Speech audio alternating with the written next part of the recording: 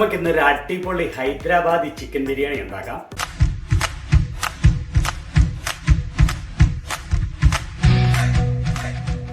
ആദ്യം നമുക്ക് സവാള ഫ്രൈ ചെയ്തെടുക്കാം. അതിനുവേണ്ടി ബിരിയാണി ഉണ്ടാക്കാനുള്ള ഒരു വലിയ പാത്രം മീഡിയം ഫ്ലെയിമിൽ സ്റ്റൗവിലേക്ക് വയ്ക്കുക.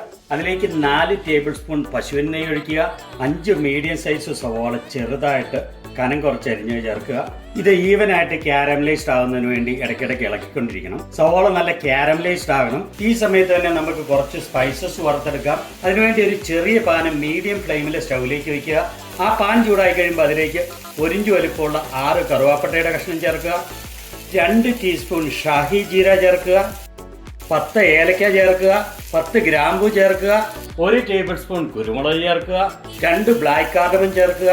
1 ജാതിപത്രിയും ചേർക്കുക. എന്നിട്ട് ഇത് ഇളക്കി നല്ലപോലെ റോസ്റ്റ് ചെയ്തെടുക്കുക. ആ സവോള ഈവനായിട്ട് ഫ്രൈഡ് ആകാൻ ഇടയ്ക്കിടയ്ക്ക് ഇളക്കാൻ മറക്കരുത്. ഇപ്പോൾ ഈ സ്പൈസസ് നല്ലപോലെ റോസ്റ്റഡ് ആയിട്ടുണ്ട്. ഇനി സ്റ്റൗ ഓഫാക്കി നമുക്കിത് മാറ്റി വയ്ക്കാം. ഇത് ഈ പരുവൊക്കെ ആകുമ്പോഴത്തേനും കൂടുതൽ ഫ്രീക്വൻ്റ് ആയിട്ട് ഇളക്കിക്കൊണ്ടിരിക്കണം, അല്ലെങ്കിൽ കരിഞ്ഞു പോകാനുള്ള ചാൻസ് ഉണ്ട്. ഇപ്പം നമുക്ക് കാണാം ഈ സവോള നല്ലപോലെ ഫ്രൈഡ് ആയി. ഇനി ഈ ഫ്രൈ ചെയ്ത ഒനിയൻ കോരി മാറ്റി വയ്ക്കുക. ഇനി ആ റോസ്റ്റ് ചെയ്ത സ്പൈസസ് നമുക്ക് നല്ലപോലെ പൊടിച്ചെടുക്കാം. ഇത് നമ്മൾ നല്ലപോലെ പൊടിച്ചെടുത്തു. ഇനി ഇത് മാറ്റി വയ്ക്കാം.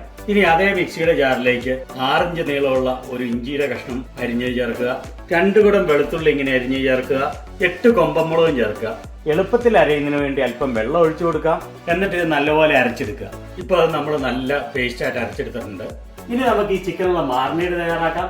അതിനുവേണ്ടി ഒരു വലിയ ബൗളിലേക്ക് 1.5 കപ്പ് പുളിയില്ലാത്ത തൈരോ യോഗർട്ടോ ചേർക്കുക.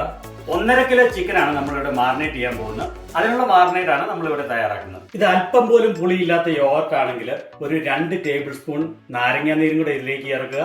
ഇപ്പോൾ നമ്മൾ അരച്ചെടുത്ത ജിഞ്ചർ ഗാർലിക് പേസ്റ്റിലേക്ക് ചേർക്കുക. വറുത്ത് പൊടിച്ച സ്പൈസസ് ചേർക്കുക. 1 ടേബിൾ സ്പൂൺ മുളക് പൊടി ചേർക്കുക. 1 ടേബിൾ സ്പൂൺ ഗരം മസാല ചേർക്കുക. 1 ടീസ്പൂൺ മഞ്ഞൾപ്പൊടി ചേർക്കുക. ഫൈനായിട്ട് ചോപ്പ് ചെയ്ത 1 ടേബിൾ സ്പൂൺ മിന്റിന്റെ ഇല ചേർക്കുക. 2.5 ടീസ്പൂൺ ഉപ്പും ചേർക്കുക. അതുപോലെ ആ ഫ്രൈഡ് ഒനിയൻസിന്റെ 1/3 ഇതിലേക്ക് ചേർക്കുക. എന്നിട്ട് ഇത് നല്ലപോലെ ഇളക്കി മിക്സ് ചെയ്യുക. ഇവിടെ തൊലി നീക്കിയ 1.5 കിലോ ചിക്കൻ സാമാന്യം വലിയ കഷ്ണങ്ങളായിട്ട് മുറിച്ചു വെച്ചിട്ടുണ്ട്. ഈ ചിക്കൻ പീസുകൾ ഈ മാറിനേഡിൽ നല്ലപോലെ മുക്കി വയ്ക്കുക. എന്നിട്ട് ഇത് മിനിമം 2 മണിക്കൂർ മാറിനേറ്റ് ചെയ്യാൻ വേണ്ടി മാറ്റി വയ്ക്കുക. ഓവർനൈറ്റ് ഫ്രിഡ്ജ് വെച്ച് മാറിനേറ്റ് ചെയ്യുകയാണെങ്കിൽ വളരെ നല്ലത്. ബിരിയാണിക്ക് വേണ്ടി 3 കപ്പ് ബസ്മതി റൈസ് എടുക്കുക. ബിരിയാണിക്കുള്ള അരി തിരഞ്ഞെടുക്കുമ്പോൾ നല്ല ക്വാളിറ്റിയുള്ള aged long grain basmati rice തിരഞ്ഞെടുക്കാൻ ശ്രമിക്കണം.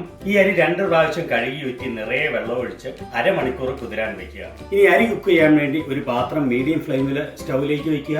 അത് ചൂടായി കഴിയുമ്പോൾ അതിലേക്ക് 1 ടേബിൾ സ്പൂൺ പശുനെയ്യ് ചേർക്കുക. അതിലേക്ക് 1 ടേബിൾ സ്പൂൺ ഷാ ജീര അല്ലെങ്കിൽ കറുത്ത ജീരകം ചേർക്കുക. 3 തക്കോലം ചേർക്കുക. 3 കഷ്ണം കറുവാപ്പട്ട ചേർക്കുക. 8 ഏലക്ക ചേർക്കുക. 1 ടീസ്പൂൺ കുരുമുളക് ചേർക്കുക.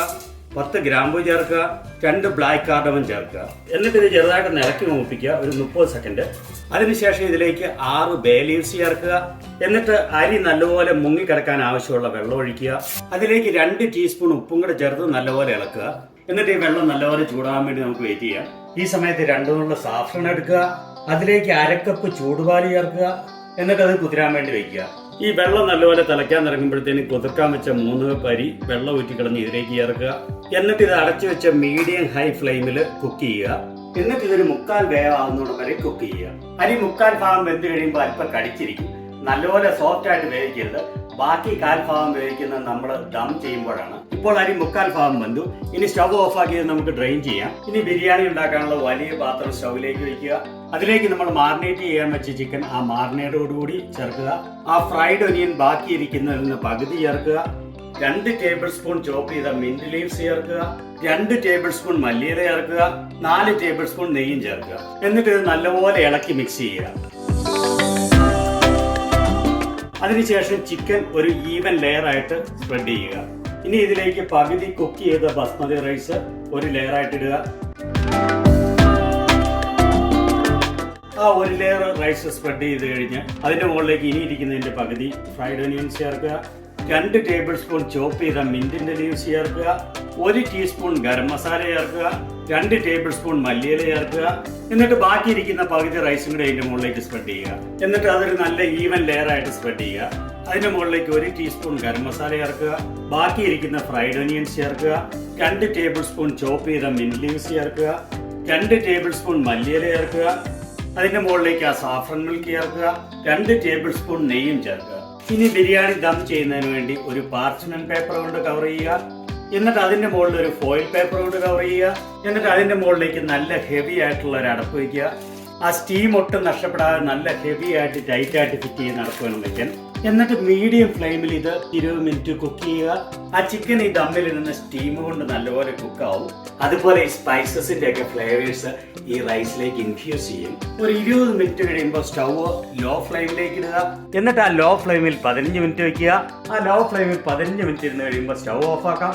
എന്നിട്ട് ഒരു 10 മിനിറ്റ് അവിടെ തന്നെ അനക്കാതെ വെക്കുക. 10 മിനിറ്റ് ഇരുന്ന് റെസ്റ്റ് ചെയ്ത് കഴിയുമ്പോൾ നമുക്ക് ഈ ദം തുറക്കാം. ഇപ്പോഴാ ബിരിയാണിയുടെ സ്വീറ്റ് ഫ്ലേവർ ഫീൽ ചെയ്യുന്നുണ്ട്. അടിപൊളി ഹൈദരാബാദി ബിരിയാണി ഇവിടെ റെഡിയായി. ഈ ബിരിയാണി നല്ലൊരു റായ്ത്തായും കൂടെ കൂട്ടി കഴിക്കാം. വീഡിയോ ഇഷ്ടപ്പെട്ടെങ്കിൽ ചാനലിൽ നിന്ന് സബ്സ്ക്രൈബ് ചെയ്യാനും വീഡിയോ ലൈക്ക് ചെയ്യാനും താഴെ കമന്റ് ചെയ്യാനും മറക്കല്ലേ. Thank you.